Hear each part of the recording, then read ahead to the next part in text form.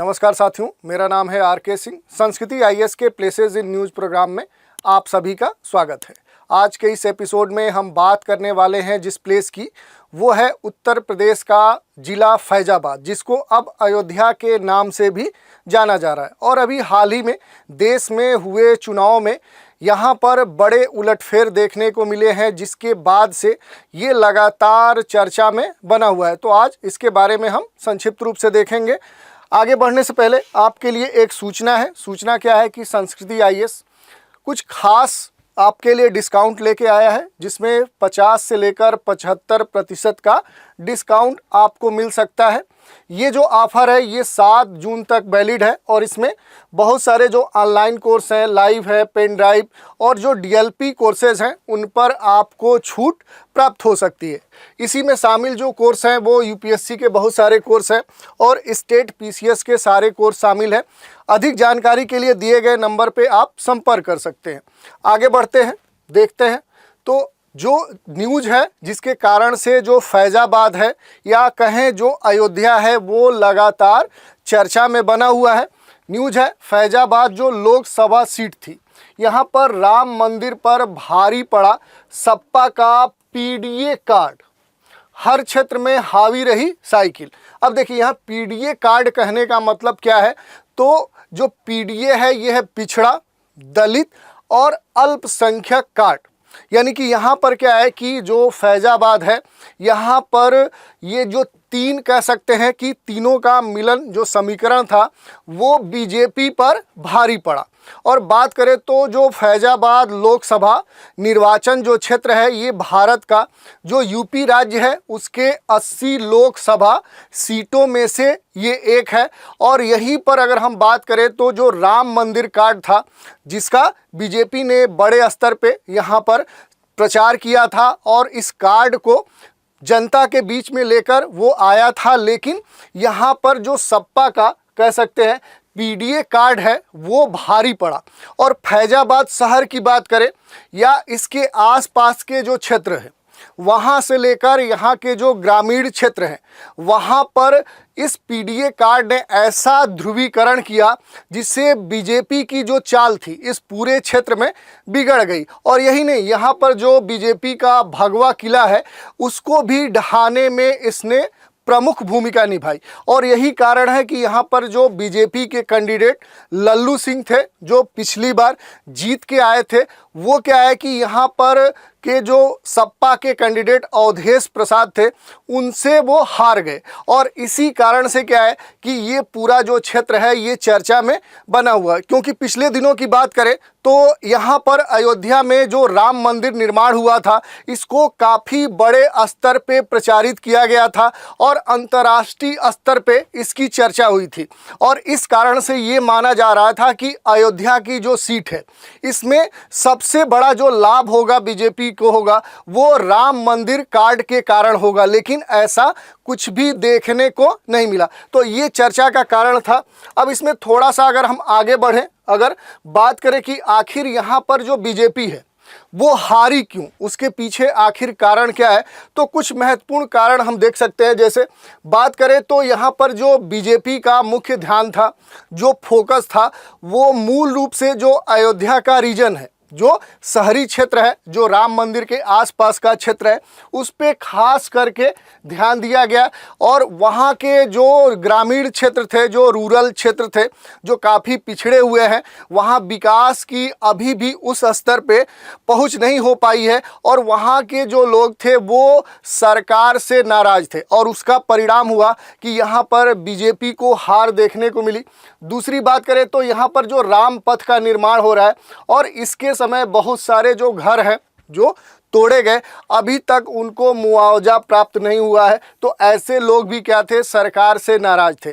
और यही नहीं, स्थानीय जो प्रत्याशी हैं उनके प्रति भी लोगों की खासे नाराज़गी थी। और यहाँ पर अगर देखें तो एक खास समस्या है, वो है आवारा पशुओं की। ये अलग बात है कि सरकार ने इसके लिए बहुत सारे कार्य किए हैं, लेकिन अभी भी यहाँ के जो लोग हैं ऐसी स्थानीय समस्याओं से काफ़ी परेशान हैं। और यही नहीं, बहुत सारे ऐसे मुद्दे थे जिनसे जो सरकार थी, सरकार से यहाँ के लोग जो थे वो काफ़ी परेशान थे और इसी कारण से यहाँ पर बीजेपी को हार देखने को मिली। अब थोड़ा सा बात कर लेते हैं जो यूपी है, यूपी में हम बात कर लेते हैं फैजाबाद, जिसको अब अयोध्या के नाम से भी जाना जा रहा है। यहाँ पर अगर हम आएंगे तो ये यूपी है, यूपी का मैप है और यहीं पर आपको अयोध्या देखने को मिलेगा।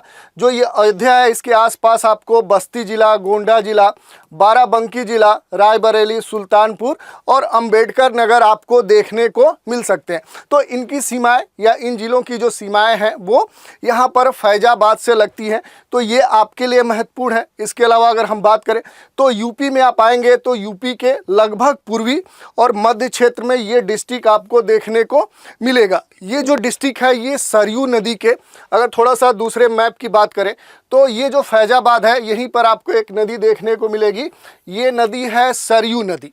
तो ये सरयू नदी के तट पे अवस्थित कह सकते हैं कि एक धार्मिक ऐतिहासिक नगर है और इसका जो प्राचीन नाम है वो साकेत है और प्रभु श्री राम जो है उनकी ये जन्मस्थली है। और इसी को ध्यान में रखते हुए अगर हम बात करें तो अयोध्या को मोक्ष दामिनी के नाम से भी जाना जाता है और ये हिंदुओं की एक प्रमुख तीर्थ स्थली है और इसी कारण से ये हिंदू धर्म या अन्य जो अनुयायी हैं उनके लिए ये आस्था का एक महत्वपूर्ण केंद्र भी है। इसके अलावा अगर हम बात करें तो इस क्षेत्र में आएंगे तो बहुत सारी विकास की परियोजनाएं भी संचालित की जा रही हैं। जैसे अगर हम बात करें तो हाल ही में जब मंदिर निर्माण हुआ तो यहाँ पर जो एयरपोर्ट था उसको खास तरह से विकसित करने की बात की गई और बड़े स्तर पे इसको विकसित किया जा रहा है। जो वाल्मीकि इंटरनेशनल एयरपोर्ट है, आप देख सकते हैं कि चित्र में क्या है कि बड़ा ही मनोहर दृश्य आपको देखने को मिल रहा होगा।